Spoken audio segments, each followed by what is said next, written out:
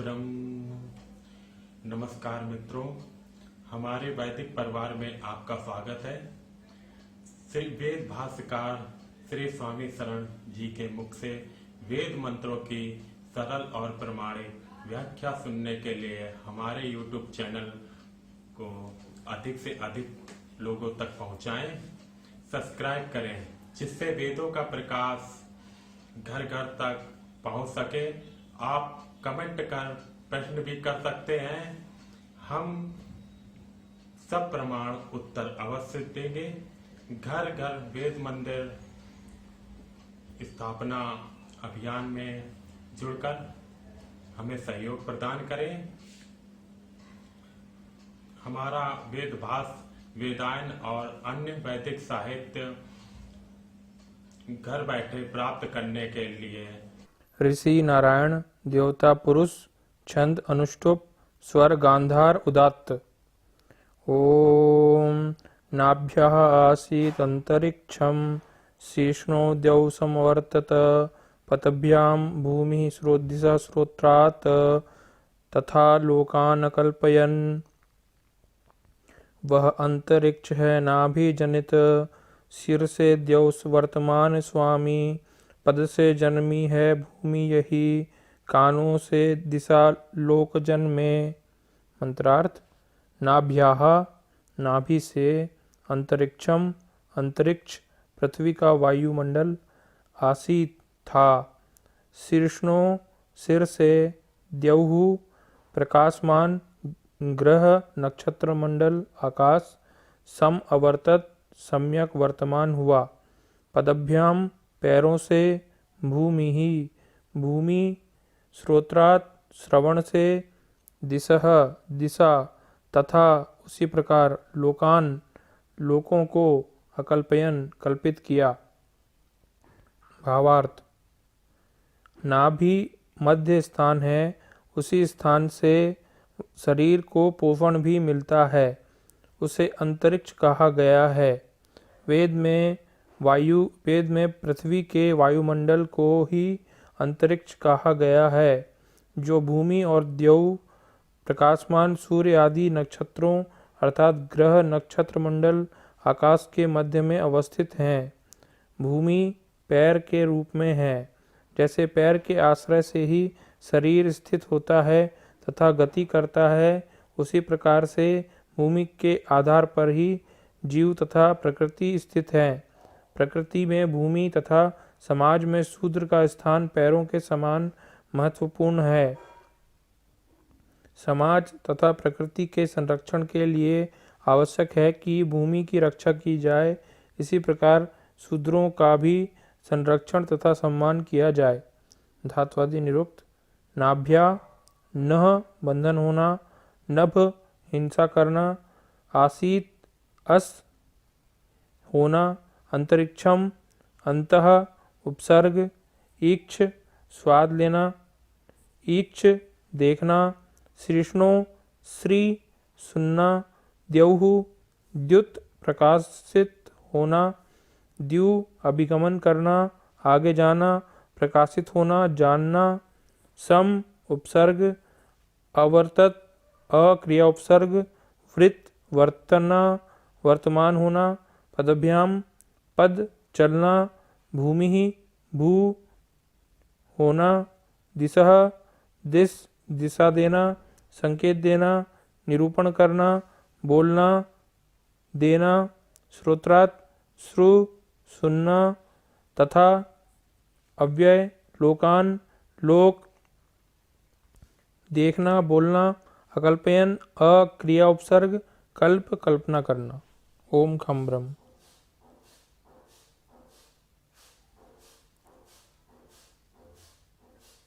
ओम खम ब्रह्म। आज आपने इस पुरुष सूक्त का चतुर्दशा मंत्र 14वां मंत्र प्रस्तुत किया है। हमने आपको पहले चर्चा की थी कि एक पुरुष व्यक्ति के रूपक से इसमें बताने का प्रयास किया जा रहा है कि समाज और प्रकृति की क्या भूमिका है। शरीर में विविध अंगों का जो स्थान है, महत्व है, उपयोगिता है, उसके समतुल्य प्रकृति और समाज की क्या उपयोगिता भूमिका है, इस रूपक के माध्यम से बताने का प्रयास किया जा रहा है। ये काव्यात्मक प्रस्तुतिकरण की सुंदर शैली है। इसको इसी रूप में समझें और आनंद लें, इस सत्य को अनुभव करें, उसका लाभ उठाएं। कहा जा रहा है,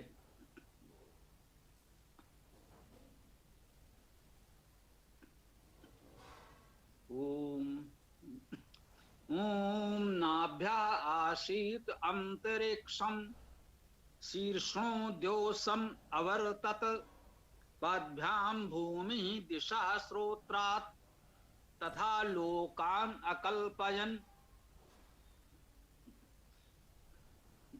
वह अंतरिक्ष है नाभिजनित, शिर से द्यो वर्तमान स्वामी, पद से जन्मी है भूमि यही, कानों से दिशा लोक जन्मे।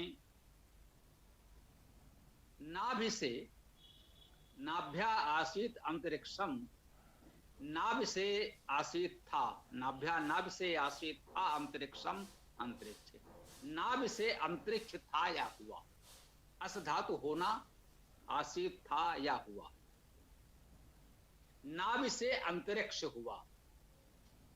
सहज भाव से इस रूपक के माध्यम से हमको ये बताया जा रहा है कि शरीर में जो नाभि का स्थान है, वही स्थान प्रकृति में अंतरिक्ष का है।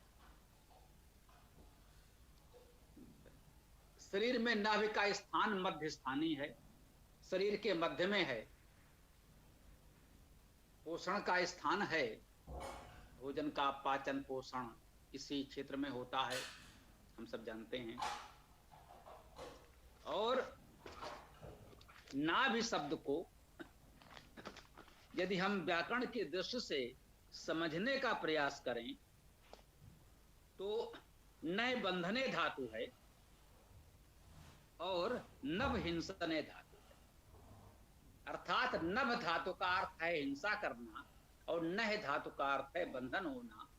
विद्वानों ने नाभि शब्द को इन धातुओं से निष्पन्न माना है, अर्थात बंधन और हिंसा का भाव आवश्यकता उपयोगिता के अनुसार ग्रहण कर सकते हैं।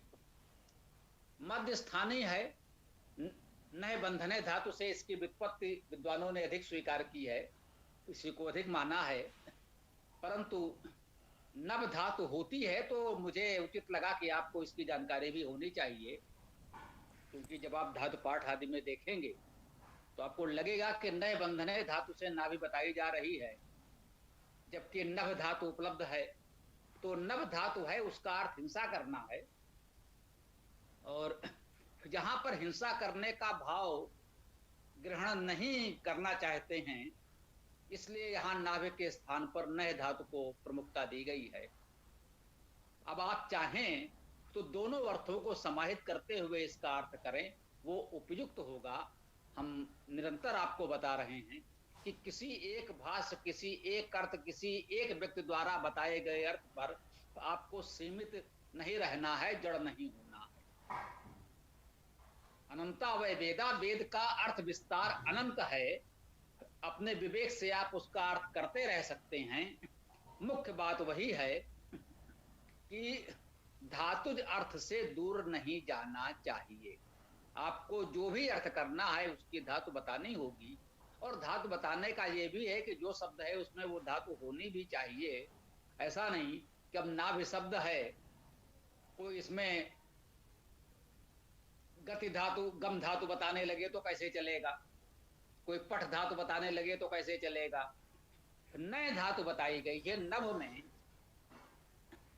हा की ध्वनि मानी जाती है, भा में। कैसे, ये भी जान लें, जो हम लोग वेद की बात करते हैं तो कहते हैं सांग वेद। संभवतः सुना होगा, किसी विद्यालय का नाम है सांग वेद महाविद्यालय। सांग वेद का क्या अर्थ हुआ? अंग सहित वेद। चार तो वेद हैं, उसके कुछ अंग होते हैं। सबसे पहला अंग है शिक्षा। यदि शिक्षा ही नहीं होगी तो फिर आप वेद कैसे पढ़ेंगे? तो सबसे पहले तो शिक्षा। हाँ, शिक्षा का अर्थ वहां पर वर्णोच्चारण शिक्षा से है, अर्थात वर्णमाला। समझ गए? वेद के अंग के रूप में जिस शिक्षा की बात की जा रही वो है वर्णमाला। अब आप देखें वर्णमाला को कितना अधिक महत्व दिया गया है कि वेद के अंगों में प्रथम स्थान दिया गया है। अर्थात वर्णों का उच्चारण, उसकी रचना हमें बहुत गंभीरता से, सूक्ष्मता से जानना चाहिए। से कह सकते हैं कि बारीकी से पता होना चाहिए। ये नहीं काका काका हमने पढ़ लिया है, लिख लेते हैं, पढ़ लेते हैं, बोल लेते हैं, नहीं। उसको बारीकी से जब आप समझ लेंगे तब आपको वेद को समझने में सुविधा होगी और आनंद आएगा। जैसे हमने कहा क, उसमें हा की ध्वनि जुड़ेगी तब खा हो जाएगा। ग आपने कहा, उसमें जब हा की ध्वनि जुड़ेगी तो घा हो जाएगा। इसे महाप्राण ध्वनिया कहते हैं। अल्प प्राण का, उसमें हा की हल्की से ध्वनि जुड़ी तो हो गया खा। आप बोल के देखिए खा, घा, कहीं ना कहीं हल्का सा हा आपको अनुभव होगा बोलते समय। ये महाप्राण ध्वनिया कहलाती है। तो नाभि में भा भी पा से क्या हुआ, भा, फा, फा में भी हल्की हा की ध्वनि आ रही है। आप देखिए पा अल्प प्राण है, हा नहीं है। भा, फा, फा में है। बा ये अल्प प्राण है, इसमें नहीं। भा बोलेंगे तो हा की ध्वनि आ रही। तो कहीं कहीं इस सूक्ष्मता को महत्व दिया गया है। अब ये कह सकते हैं ये भाषा शास्त्र का विषय है कि किस तरह से दुनिया बोलचाल में प्राकृतिक रूप से परिवर्तित हो जाती हैं, जिसे कहते हैं तत्सम शब्द, और उससे थोड़ा भ्रंश होकर बन जाता है तद्भव शब्द। तत्सम उसके समान, तद्भव उससे होने वाला, उससे थोड़ा अभ्रंश होकर परिवर्तित होकर बनने वाला तद्भव शब्द। तो तत्सम से तद्भव शब्द बनता है। तो ये छोटे छोटे परिवर्तन इसी प्रकार के हो जाते हैं। जैसे नए धातु से ना भी शब्द बन गया, अर्थात यूं कहें कि हल्का सा हा जो था उसको यहां प्रमुखता मिल गई। जो भा में बा था वो यहां धातु में नहीं था लेकिन शब्द में आ गया। नए धातु से ना भी बन गया। यदि आप समझना चाहें तो ये हमने आपको जानकारी दी। अब केवल किसी को विवाद के लिए तर्क करना हो तो आप मत मानिए, कोई बात नहीं, आपकी इच्छा है। भाई ऐसा कैसे हो जाएगा, ये तो ऐसे क्या, तो ठीक है, कोई बात नहीं, आपकी इच्छा है। हम तो आपको जानकारी दे सकते हैं, उसका लाभ उठाना या नहीं है वो आपकी इच्छा पर है। क्योंकि हमने भाषा शास्त्र भी पढ़ा है, आधुनिक भाषा शास्त्र। इस भाषा शास्त्र का जन्म इस प्रकार हुआ, यह भी आपके लिए महत्वपूर्ण जानकारी है, छोटी सी जान लीजिए।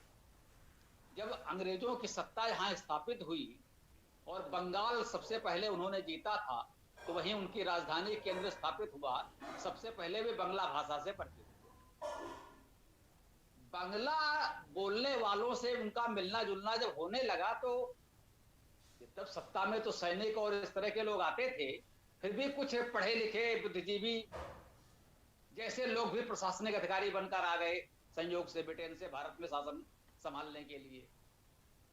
तो बुद्धिजीवी प्रकार के जो लोग थे उन्होंने देखा ये बंगाली लोग जो भाषा बोलते हैं, ये तो ऐसा लगता है जैसे अपनी ही भाषा हो, मिलती जुलती भाषा हो। इस पर मंथन प्रारंभ हुआ। तो जब इस पर बहुत वर्षों तक कार्य किया गया तो पता चला कि बंगाल से लेकर ब्रिटेन तक एक ही भाषा बोली जाती है। उसे भारोपी भाषा का नाम दिया गया। कुछ लोगों ने उसे आर्य भाषा कहा, क्योंकि ये आर्यों की मूल भाषा थी, भारत से यूरोप तक थी, इसलिए उसे भारोपी भाषा का नाम दिया गया। और इस विचार, खोज, मान्यता, धारणा, कुछ भी आप कह लें, कल्पना कह लें, इससे एक नए विषय का प्रादुर्भाव हुआ, भाषा शास्त्र, भाषा विज्ञान। एक नया विषय आया। हाँ, संसार के लिए नया विषय था। सच कहें तो जो हमारा वैदिक व्याकरण का सिद्धांत है वो इसी भाषा शास्त्र का मूल है। ये हम जबरदस्ती उसकी प्रतिष्ठा के लिए नहीं कह रहे हैं, इसको दूसरे रूप में भी आप ले सकते हैं।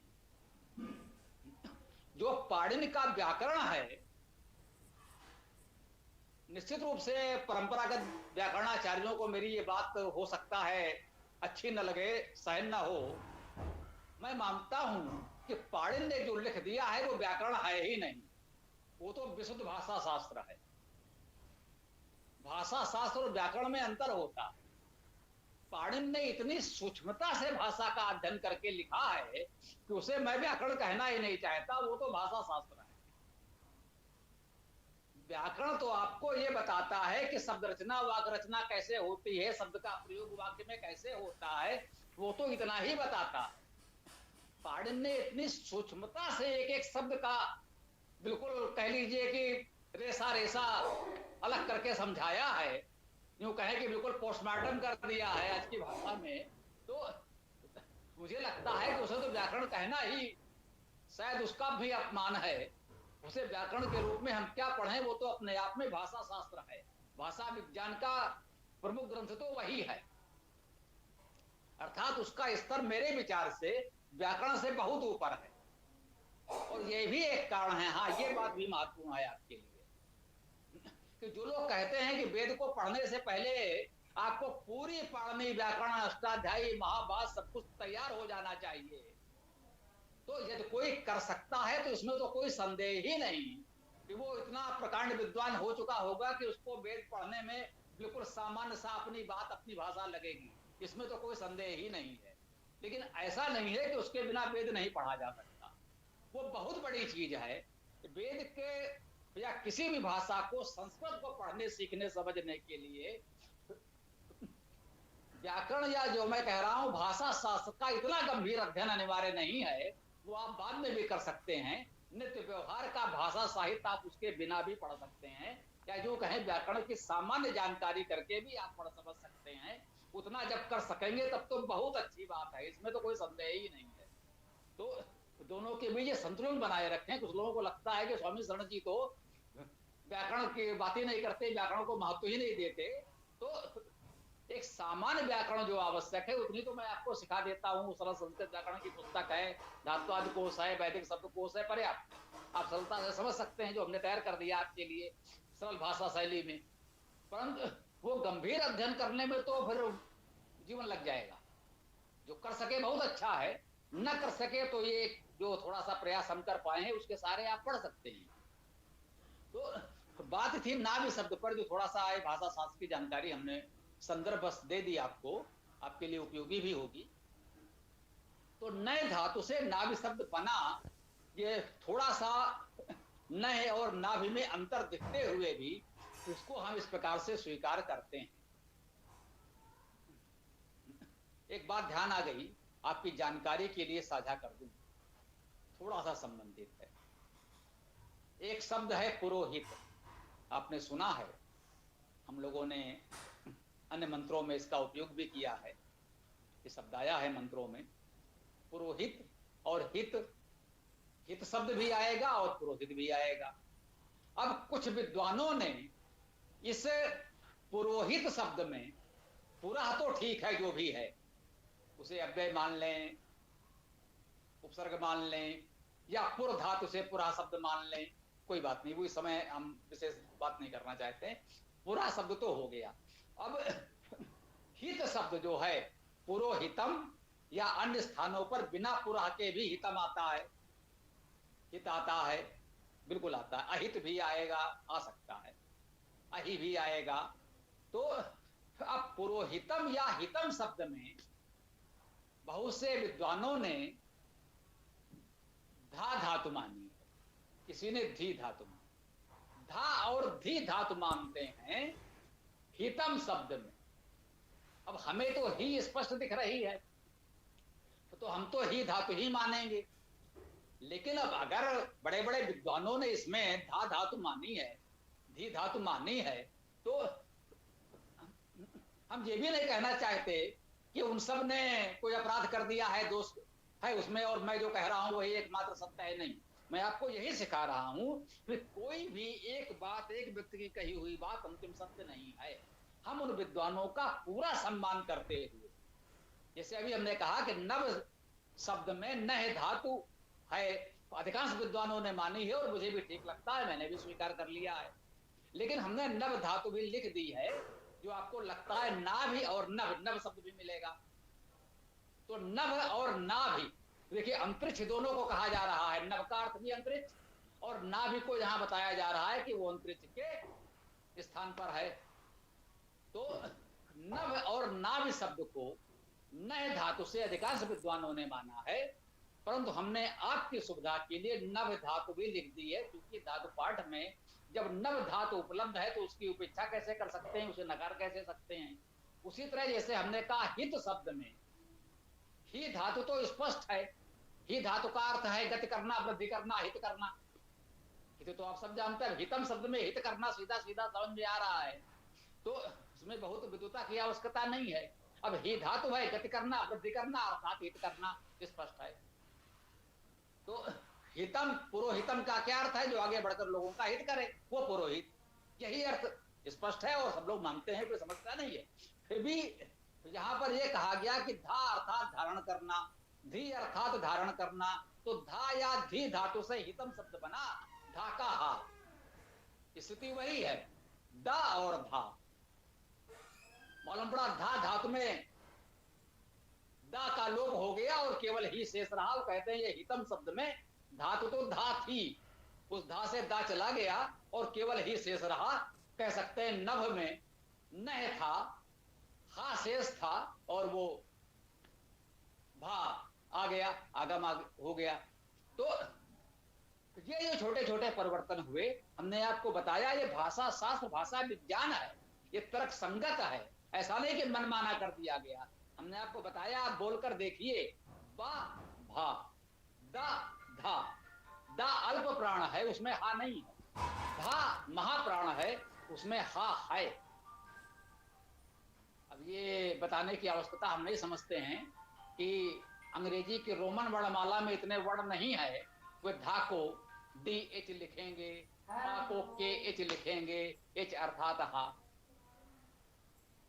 तो वो क्यों लिखेंगे? यही भाषा शास्त्र, जिस समय ये बनाया उन्होंने, उस समय भाषा शास्त्र का जन्म भी नहीं हुआ था, यूरोप इससे अपरिचित था। लेकिन चूंकि ये उच्चारण प्राकृतिक थे, कहा खा, तो उस रूप में उन्होंने लिख लिया।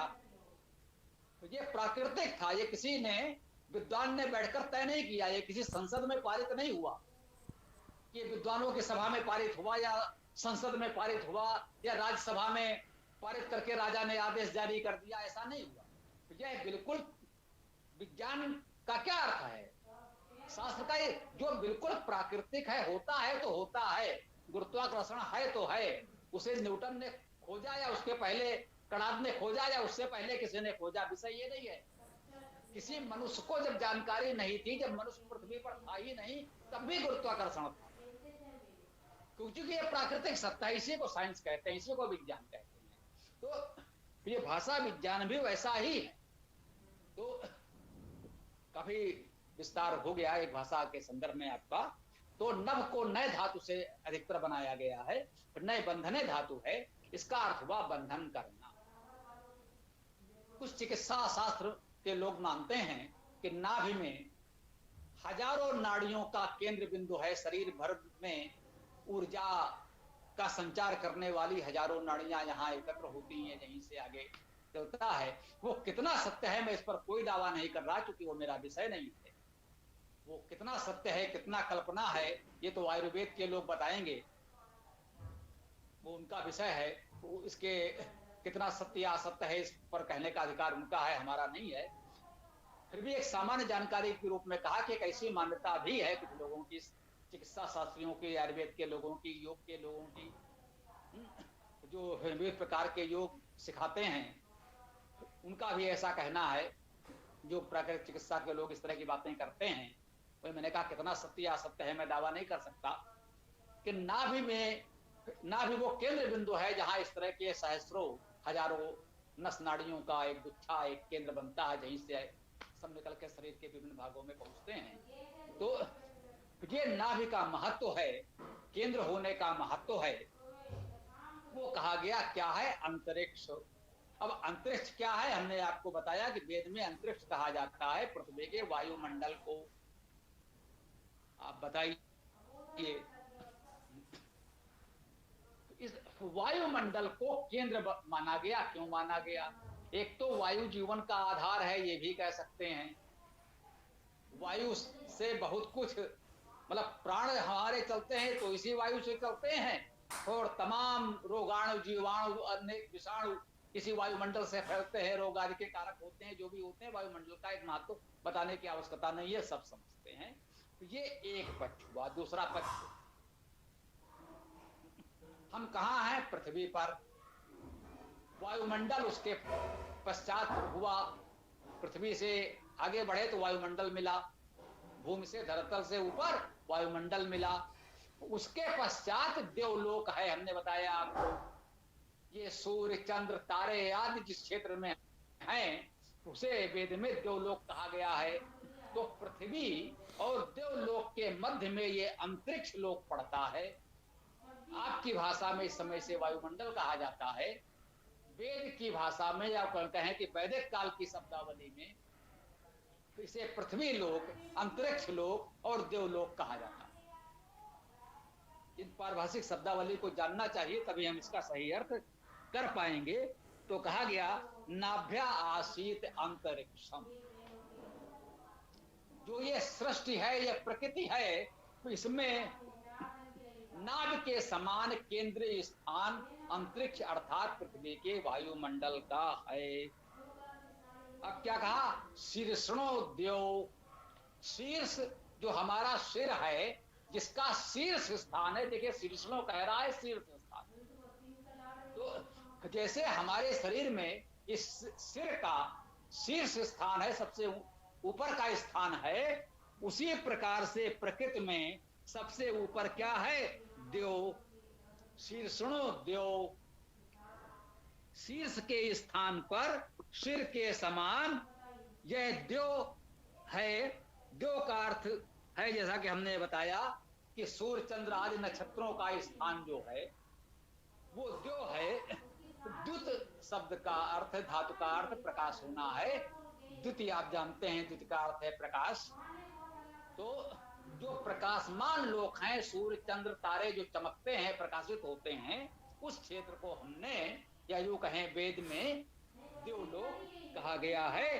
तो ये बता दिया कि नाभि तो मध्य स्थान अंतरिक्ष है, शीर्ष स्थान देव को प्राप्त है, और पदभ्याम भूमि, पदभ्याम भूमि, पैरों के लिए भूमि। पैरों का स्थान शरीर में नीचे है, परंतु हम खड़े होंगे तो पैरों पर ही। लोकोक्ति में कहते हैं, भाई अपने पैरों पर खड़े हो जाओ। भाई पैरों में इतनी शक्ति है तो आप खड़े हो सकेंगे, यदि पैरों में बल नहीं है तो हम खड़े भी नहीं रह पाएंगे। ये पैरों का महत्व है। कहा गया कि हम पैर के बूते ही तो खड़े होते हैं, पैरों के बल पर ही हम स्थित होते हैं, चलते हैं, गति करते हैं, जो भी करते हैं हमारी गतिविधियां इन्हीं पर तो निर्भर हैं।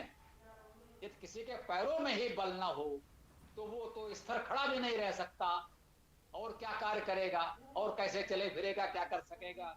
कुछ नहीं कर सकेगा। तो क्या कहा है? पदभ्याम भूमि।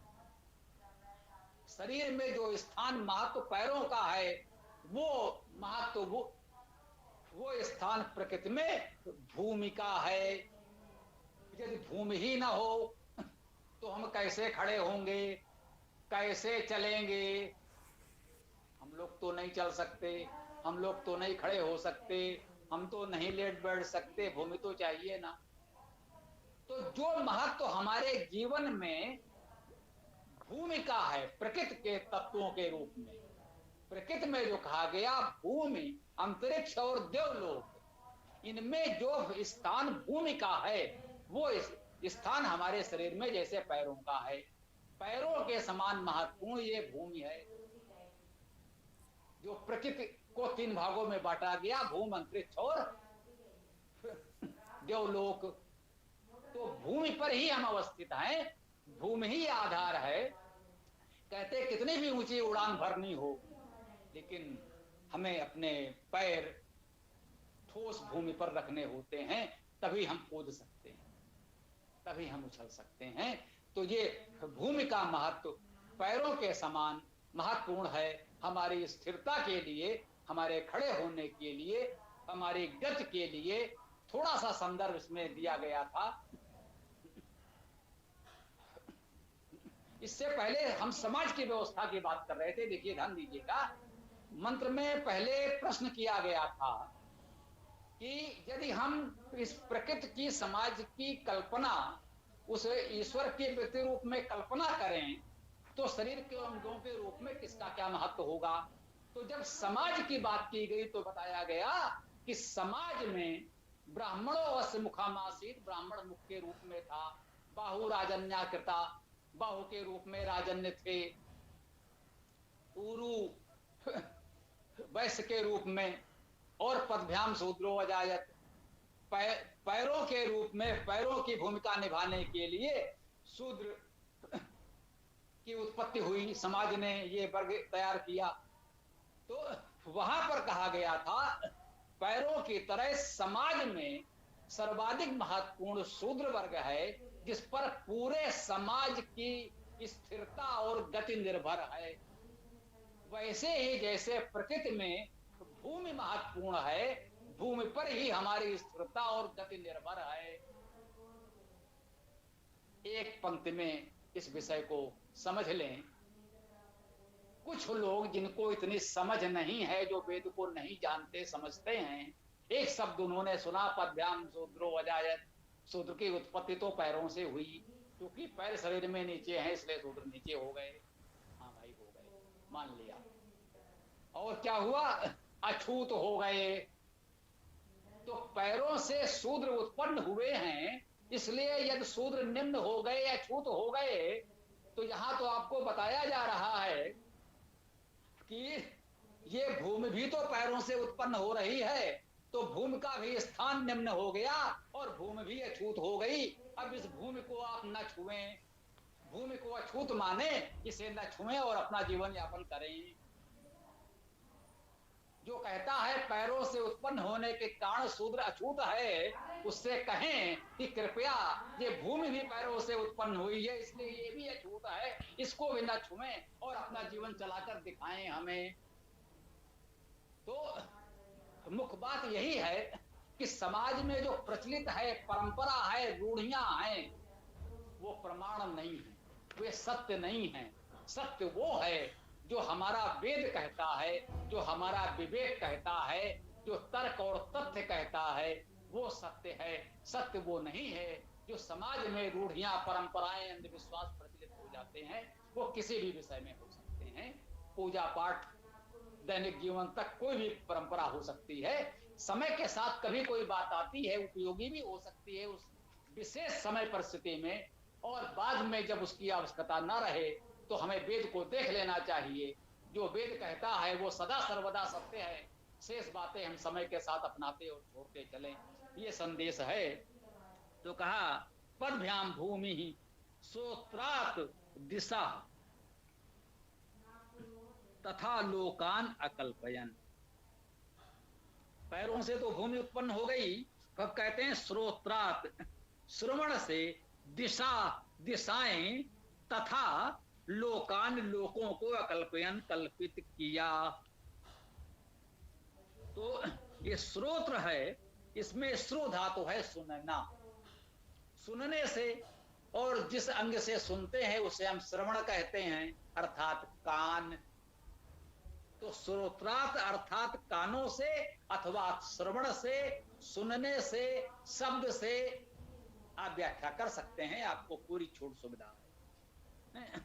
तो कहते हैं कि इस कानों की भूमिका में, श्रवण की भूमिका में, शब्द ग्रहण की भूमिका में, दिशाएं बनी। और तथा शब्द का प्रयोग इसमें यथावत है, वेद में भी, और हम भी बोलते हैं। दिशाएं तथा लोकान, लोकों को कल्पित किया, रचा, बनाया, उत्पन्न किया, कुछ भी कह सकते हैं। लोक धातु का अर्थ भी देखना बोलना है, ये ध्यान देने योग्य बात है। श्रोत्रार्थ शब्द जो है श्रु धातु है, जिसका अर्थ श्रवण करना, सुनना है। श्रु धातु से श्रवण बनता है, श्रोत्र बनता है। उसी तरह से लोक धातु का अर्थ भी देखना और बोलना दोनों। तो लोक क्या है? जिसे हम देखते हैं, बोलते हैं, वो भी बोलता है, शब्द करता है। देखने बोलने वाले समाज को हम लोक कहते हैं। यूं कहें, जिसे हम कह देते हैं, वे कहने जा रहे थे कि लोक भाषा में, ये तो वेद की भाषा है लोक, और अब हम सहज भाव से क्या कह रहे हैं? लोक भाषा, लोक प्रचलित भाषा में। ये लोक क्या है जो प्रचलित है? लोक प्रचलित, लोक का ही लोग हो गया, का गा हो गया। जैसे ऋच, ऋचा, ऋग्वेद, उसी से बन गया ऋग्वेद। का गा हो गया, का हुआ, और का गा हो गया, ऋग्वेद हो गया। तो लोक के का गा हो गया, आपके बोलचाल में वो लोग हो गया। इसी को भाषा शास्त्र कहते हैं। का खा गा तृतीय वर्ण हो गया। ये पढ़ने संस्कृत के नियम में आपको, संधि के नियम में मिल जाएगा। ठीक है। तो इसी प्रकार से ये दिशाएं और लोक भी उत्पन्न हुए हमारी सुख सुविधा के लिए। तो यहां पर हमको बताया गया, एक छोटा सा प्रश्न किया गया कि यदि ईश्वर, प्रकृति, समाज की कल्पना एक व्यक्ति पुरुष के रूप में, व्यक्ति के रूप में करें, तो विभिन्न अंगों के रूप में समाज की, प्रकृति की क्या भूमिका होगी? तो पहले सामाजिक दृष्टि से भूमिका बताई गई। इस मंत्र में प्रकृति की भूमिका शरीर के अंगों के साथ जोड़कर बताई गई, उसका क्या महत्व है। आगे हम सृष्टि के अन्य रूपों की इसी प्रकार से चर्चा करेंगे, जो हमारे कर्तव्य हैं। अब हम विचारशील मनुष्य बन चुके हैं, तो इस समाज में हमें कैसे बुद्धिपूर्वक रहना है, कैसे कार्य करना है, आगे हमको मंत्रों में इन विषयों पर बहुत कुछ जानकारी दी जाएगी। आज की चर्चा को, आज के मंत्र को यहाँ पर विराम दिया जाता है। ओम खम ब्रह्म। जी गुरुजी, किसी साथी का कोई प्रश्न हो तो पूछ लीजिए।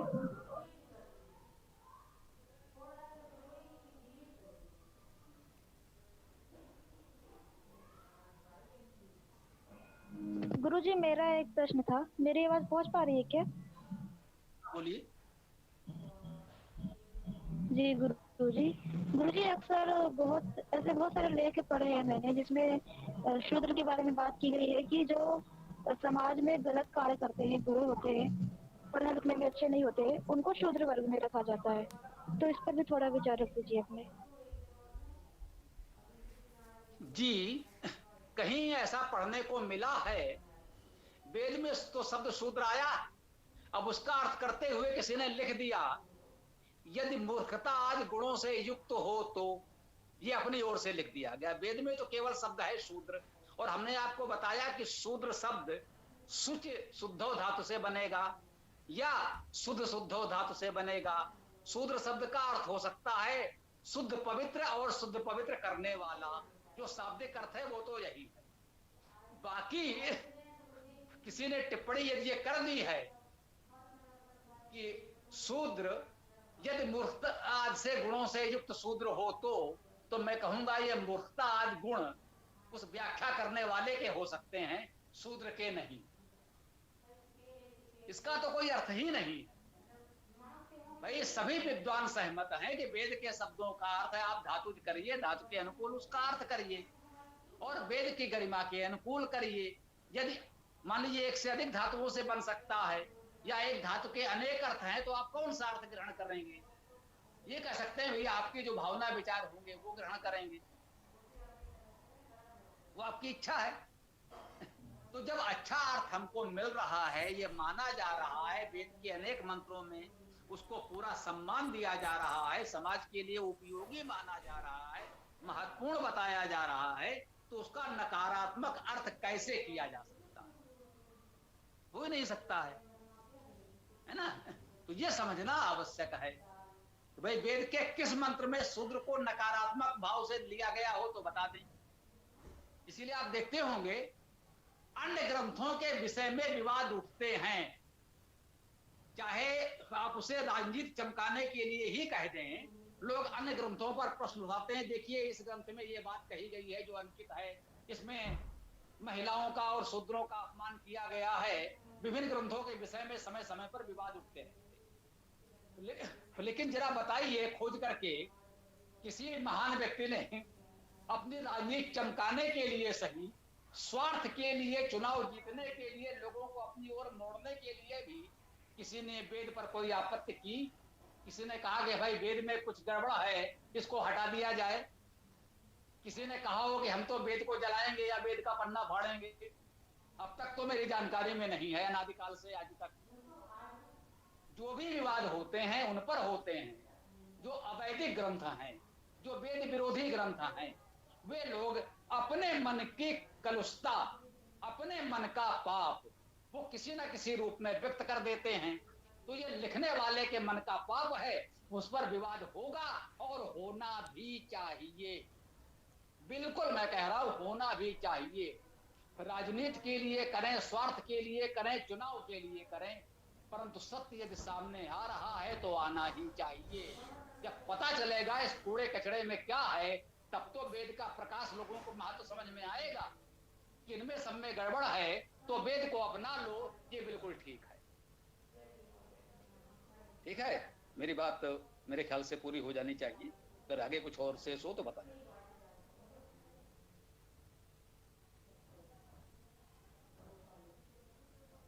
प्रकाश में लिखा है कि उनको वर्ग में रखा, इतने में अच्छे नहीं है तो उनको शूद्र वर्ग में रखा जाता है। तो शायद ऐसा हो सकता है क्योंकि दयानंद जी तो वेदों के ज्ञाता थे, तो वो तो ऐसा लिखेंगे तो प्रकाश में तो मिलावट की गई है। प्रारंभ में आपकी बात थोड़ी नहीं सुन पाए थे, स्पष्ट नहीं हुई थी, तो थोड़ा सा कह दीजिए, बाद में तो कुछ ठीक आया। बोल दीजिए पुनः। जी गुरु जी, मैं ये कह रही थी कि सत्यार्थ प्रकाश में ही मैंने कहीं पढ़ा था कि जो वर्ग का वर्गीकरण करते हैं तो उसमें जो अच्छे विद्यार्थी होते हैं, अच्छा पढ़ते हैं, तो उनको वो ब्राह्मण वर्ग में रखते हैं, और जो अच्छा नहीं पढ़ते हैं उनको शूद्र वर्ग में रखा जाता है। तो ऐसा सत्यार्थ प्रकाश में लिखा था शायद। तो दयानंद तो वो तो सत्य नहीं, तो सत्य की सत्यार्थ प्रकाश में ही कोई मिलावट की हो।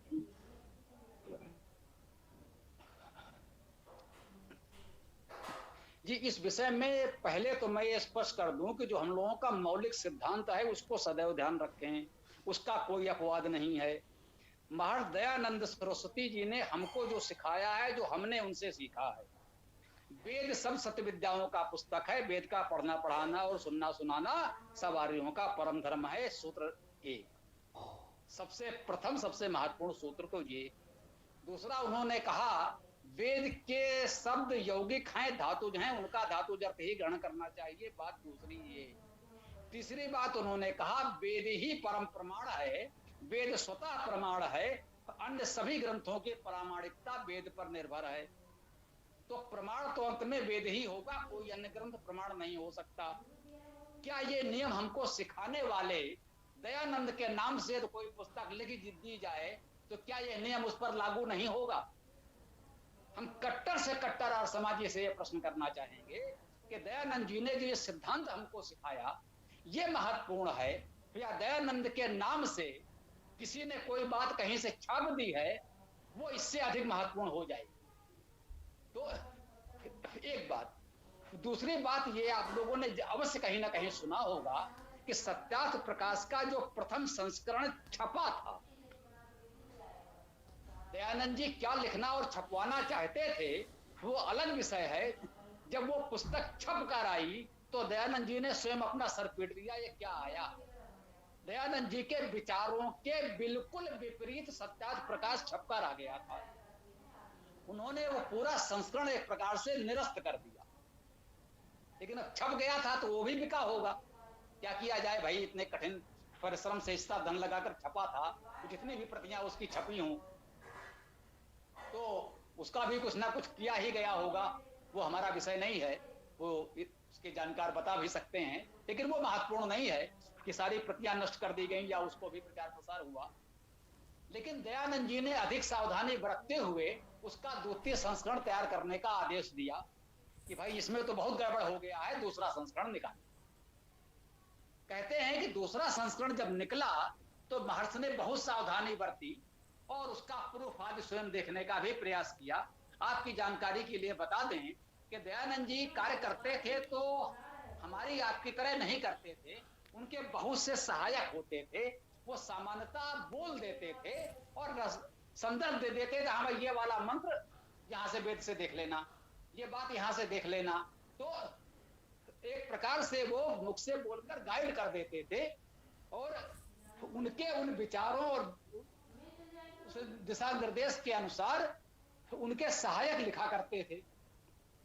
प्रेस कॉपी तैयार होती थी, फिर उसके कंपोजिंग होती थी, उसके बाद प्रूफ रीडिंग करने वाले दूसरे लोग थे। देखिए दयानंद जी ने बोला, किसी लेखक ने लिखा, उसकी प्रेस कॉपी तैयार हुई, फिर कंपोज हुई, फिर किसी और ने उसकी प्रूफ रीडिंग करी। तो ब्रह्मदत्त, जिज्ञास जी, युधिष्ठिर, मीमांसक जी जैसे विद्वानों ने, जो कह सकते हैं उनके सुयोग्य उत्तराधिकारी रहे, जिन्होंने उनके कार्य को बहुत आगे बढ़ाया, आप लोगों ने भी संभवतः नाम सुना हो, हम तो उनके ऋणी हैं जो हम इतना बड़ा कार्य कर पा रहे हैं, उन सबके कार्यों का सहयोग लेते हुए कर पा रहे हैं। तो उन्होंने स्पष्ट लिखा है कि लेखकों के प्रमाद से, प्रूफ रीडरों की चूक से ऐसी बहुत सी भूलें रह गई हैं। तो प्रश्न वही उठता है कि जैसे अन्य कुछ ग्रंथों के विषय में ये माना जा रहा है उसमें बाद में मिलावट हो गई है, तो इस तरह की चूक कहां कहां कितनी कितनी हो गई, उसके लिए हम दयानंद को कितना दोष दें, है ना, ये हमें सोचना पड़ेगा। उसके लिए हम दयानंद को कितना उत्तरदायी माने और कितना उनके सहयोगियों सहायकों को माने या कुछ भी माने। चलिए कोई कुछ और भी कहना चाहे तो हम विनम्रता से स्वीकार कर लेंगे कि दयानंद भी एक व्यक्ति थे, चलिए छोड़ दीजिए। यदि उनसे ही कोई भूल चूक हो गई हो तो उनका मुख्य सिद्धांत है कि वेद वाक्यम प्रमाणम चलेगा, बाबा वाक्यम प्रमाणम नहीं चलेगा। तो हमारे लिए वेद वाक्य प्रमाण है, बाबा वाक्यम प्रमाणम नहीं चलेगा। वो बाबा चाहे दयानंद स्वयं क्यों ना हो, मैं दृढ़ता से यहाँ तक आपको सिखाना चाहता हूँ, वो चाहे कोई हो, शंकराचार्य हो या दयानंद। यदि दयानंद जी शंकराचार्य जैसे प्रतिष्ठित व्यक्ति की आलोचना कर सकते हैं, सत्यार्थ प्रकाश में उनके विचारों सिद्धांतों का खंडन कर सकते हैं, तो हम दयानंद को ही वेद से ऊपर क्यों मान लेंगे।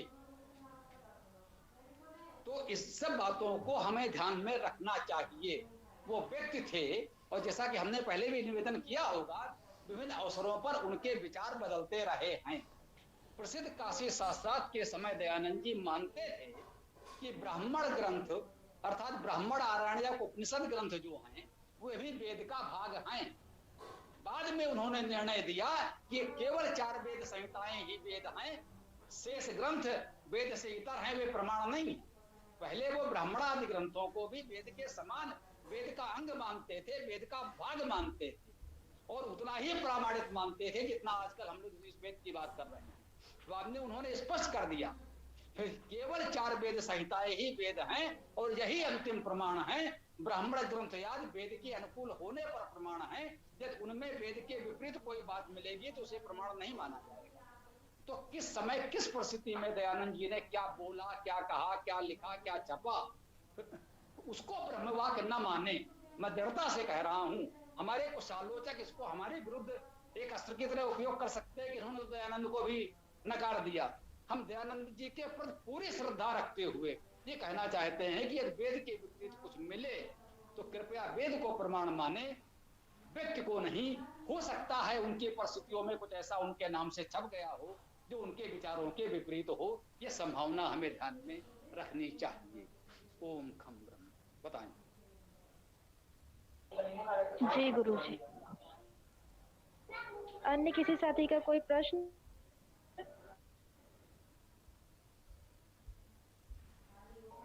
ठीक है पुलकित जी, फिर आप व्याख्या कीजिए।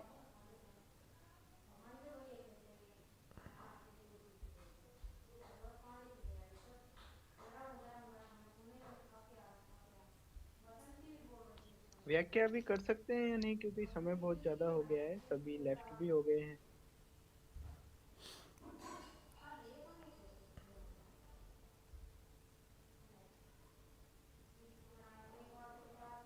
जी तो ही कर लेते हैं। ठीक है विदुषी बहन, आप शुरू कीजिए।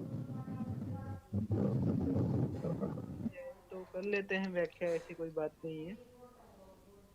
और यदि लेट है तो फिर मंत्र पाठ छोड़ देंगे, ऐसा कर सकते हैं। एक ही काम हो पाएगा, समय अधिक हो गया है। हाँ तो चाहो तो व्याख्या कर लो, मंत्र पाठ तो बहुत दिनों से कर ही रहे हैं, ऐसी क्या बात। जी गुरु जी।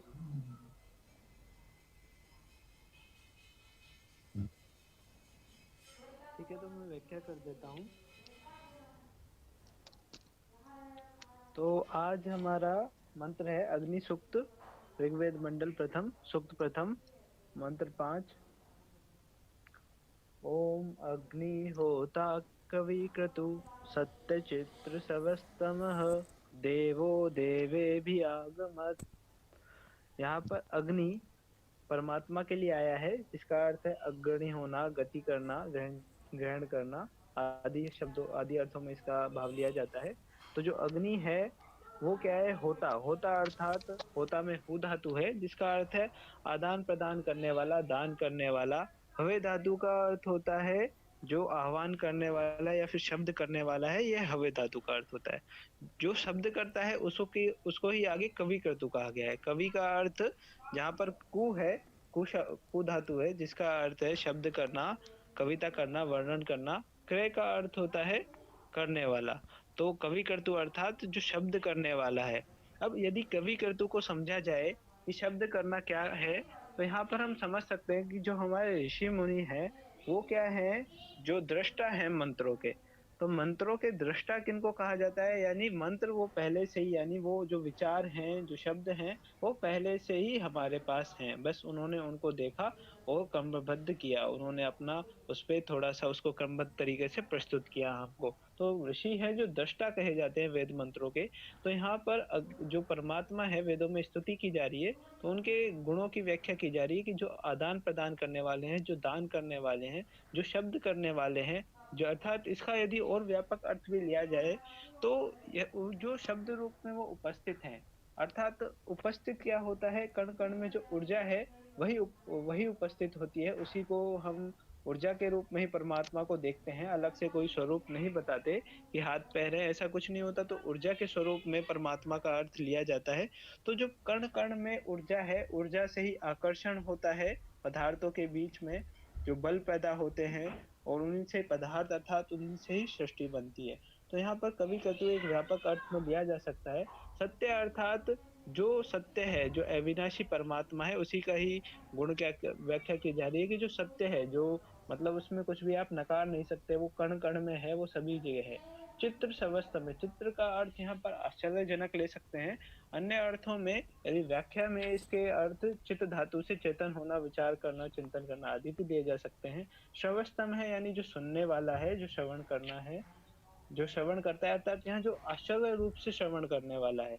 इसके ही आगे कहा गया है देवो, जो प्रकाशमान है, जो प्रकाशित करता है सभी को। देवे भी अर्थात विद्वानों द्वारा, प्रकाशमानों द्वारा, अर्थात जो प्रकाशित हैं, जिनके अंदर देवत्व है, जो विद्वानों को कहा जा सकता है, ऋषियों को कहा जा सकता है, आगमत प्राप्त होता है। तो इसका अर्थ है जो परमात्मा है, जो दान करने वाला है, जो शब्द करने वाला है, जो सत्य है, जो श्रोता है, आश्चर्यजनक श्रोता है, वो जो प्रकाशमान है, वो विद्वानों को प्राप्त होता है। अर्थात हम यहाँ पर ये बात भी सीख सकते हैं कि एक तो आप देखें तो ईश्वर है जो जड़ और चेतन दोनों में है, जड़ में भी ईश्वर है और चेतन में भी। तो इस प्रकार हम क्या कर सकते हैं, जो कवि कर्तु इस शब्द की व्याख्या लें तो वो कण कण में है, तो हम कैसे उसको प्राप्त कर सकते हैं? हम उसको जो उसने शब्द किए हैं अर्थात जो वेद मंत्र हैं उनके द्वारा उसको प्राप्त कर सकते हैं, विद्वानों की सहायता से, गुरुजनों की सहायता से। या फिर जो यदि वो कण कण में है तो हमें जो उसकी व्यवस्था है उनको भी समझना चाहिए। इसका ये हम लौकिक अर्थ में ले सकते हैं कि हमें ये करना चाहिए, हमें भी दान करना चाहिए, हमें उसकी जो कण कण की बनाई हुई व्यवस्था है, जो सार्वभौमिक सत्य है, वेद की व्यवस्था है, उन सभी को सीखना चाहिए, प्राप्त करना चाहिए, सत्य का आचरण करना चाहिए। हमें भी एक जो आश्चर्यजनक सुनने वाला अर्थात विद्वान बनना चाहिए और देवत्व को प्राप्त करना चाहिए। ये इसके व्यापक अर्थ लिए जा सकते हैं। तो ओम खम ब्रह्म, ये मेरी व्याख्या पूरी हुई। धन्यवाद। बहुत सुंदर। ऐसे ही सब लोग प्रयास करते रहें तो धीरे धीरे आप लोग आगे बढ़ेंगे और हमारा उद्देश्य पूरा होगा। इसको इस प्रकार से कर सकते हैं, मतलब व्याख्या तो प्रतिदिन करें ही आप, ठीक है। और जैसे यही हो जाएगा कि पुलकित जी तो कर ही रहे हैं, कुछ अन्य लोग भी करना चाहें तो एक मंत्र को भी रख सकते हैं, या ऐसा रख लें कि व्याख्या के बाद ये समय अधिक नहीं है, तो जो लोग भी मंत्र पाठ करते हैं, सूक्त पाठ में करना चाहते हैं, प्रत्येक व्यक्ति एक एक मंत्र कर दे, इसमें न रहे कि सूक्त पूरा करना ही है। ये 2 3 4 5 लोग करना है तो एक एक मंत्र सबने किया, जितने मंत्र 2 3 4 5 मंत्र जितने हो गए तो हो गए, बस वहीं से विराम दे दें। सूक्त पूरा करने के लिए पुनः पुनः न करें, एक व्यक्ति एक ही मंत्र करे, जो मान ले तो चलेगा। ये समय का अभाव है, ये समय बहुत है, आप करना चाहते हैं तो करिए, ठीक है। तो अब बात यहाँ पर आज के इसको विराम दिया जाए। हाँ, ईसा पुत्र जी कुछ कहना चाह रहे हैं क्या? हाँ स्वामी जी, जो महर्षि दयानंद जी ने जो ऋग्वेद का जो भाष्य मिलता है अभी, जो पीडीएफ में मिलता है, तो उसको हम कैसे उसको माने कि ना माने, क्या वो अच्छा है? क्योंकि अपन कह रहे हैं कि कुछ प्रक्षेप वगैरह भी हुए हैं, तो कैसा, मेरे को समझ में नहीं आया कुछ। देखिए उन्होंने सत्यात प्रकाश की चर्चा की थी जी। और दयानंद जी का बहुत विशाल साहित्य है। यद्यप हमारा दुर्भाग्य है कि उनकी बहुत सी पुस्तकें हस्तलिखित रह गई, छपी ही नहीं, अभी तक नहीं छपी। इससे बड़ा दुर्भाग्य क्या होगा, कितना बड़ा आर्य समाज अंतर्राष्ट्रीय संगठन है, वो दयानंद जी की लिखी हुई सभी पुस्तकें एक बार भी प्रकाशित तक नहीं कर पाता। उनके हाथों से लिखा हुआ ही नष्ट होने की स्थिति में। तो एक पक्ष तो ये है कि उनका लिखा हुआ सब कुछ अभी तक छपा ही नहीं। दूसरा, जो कुछ छपा है उसमें कहीं कहीं कुछ ऐसी बातें मिलती हैं जो लगता है ये उनके जैसे व्यक्ति के विचार हो ही नहीं सकते। तो उसके लिए हमने कहा है कि अपने विवेक का प्रयोग करें, वेद की मूल भावना को समझें। यदि कुछ वेद से बिल्कुल अलग लगता है तो इसमें किसी झिझक संकोच की बात नहीं है कि भले ही वो दयानंद जी के नाम से क्यों ना हो। यदि वो ऐसी कोई बात है जो आपको स्वीकार नहीं लगती, वेद के अनुकूल नहीं लगती, तो बहुत दुखी ना हो, ठीक है, मान लीजिए किसी कारण से भूल चूक से हो गया होगा, बस वो बात सिर्फ इतनी सी है। उनका वेदभाष निश्चित रूप से हमारे लिए प्रेरणा है। यदि हम कुछ अच्छा कर सके हैं तो उसकी प्रेरणा दयानंद जी और उनका वेदभाष ही है। हम ये भी कहते हैं कि हमने दयानंद जी के कार्य को आगे बढ़ाया है। निश्चित रूप से आज के समय में आप लोगों के समझ में आने लायक उसको सरल किया है, प्रमाणित रूप में प्रस्तुत किया है, सरलता और प्रामाणिकता हमने दी है। तो कह सकते हैं एक प्रकार से हमारा वेदभाष उनकी तुलना में तो आपके लिए अधिक उपयोगी है। इसका ये अर्थ नहीं है कि हम ये कहते साहब दयानंद जी ने जो किया वो अच्छा नहीं था, मैं जो कर रहा हूं वो अच्छा है। तो निश्चित रूप से ये अच्छी बात नहीं। पहले जो किया गया है वो बहुत महत्वपूर्ण है, वही तो न्यू, और उस पर हमने कुछ और आगे अच्छा करने का प्रयास किया है। हम चाहते हैं उसको आगे आप और अच्छा करने का प्रयास करें। मान लीजिए हम ही कर रहे हैं, कहीं कुछ छापे की, टाइपिंग की, प्रूफ रीडिंग की भूल चूक रह जाए तो उसको ये तो ना बनाए कि नहीं साहब वो स्वामी जी ने लिख दिया है तो अंतिम सत्य है, ये ना माने। मान लीजिए कि छपाई में कहीं कोई भूल चूक प्रूफ रीडिंग आपकी रह जाए तो आपका विवेक कहता है कि नहीं भाई ऐसा तो नहीं हो सकता है, तो उसे सुधार लीजिएगा। ये हम अपने लिए भी कह रहे हैं और ये बात मैं दयानंद जी के और सभी लोगों के लिए कहूंगा। मनुष्य हैं और एक बहुत से लोग मिलकर इतने बड़े बड़े कार्य करते हैं, कहीं ना कहीं छोटी मोटी चूक रह सकती है, मेरी अपनी पुस्तकों में भी हो सकती है, दयानंद जी या किसी भी अन्य बड़े से बड़े व्यक्ति के लेखन में हो सकती है, तो ये कोई बहुत बड़ी बात नहीं है। कुल मिलाकर जो भाव विचार हैं उसको देखें, समझें और अपनाएं। कहीं छोटी मोटी बात ऐसी आ जाए तो उसको लेकर बहुत चिंता करने की बात नहीं है। जो विवेक आपका कहे उसे स्वीकार करें, जो वेद कहे उसे स्वीकार करें, यही महत्वपूर्ण है मेरे विचार से। बात शायद आपके समझ में आ गई हो। जी स्वामी जी, समझ गया।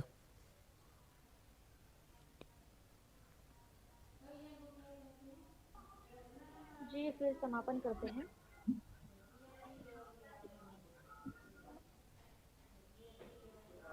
ओम यो असौ आदित्ये पुरुषः सो असौ अहम् ओम खं ब्रह्म ओम खं ब्रह्म।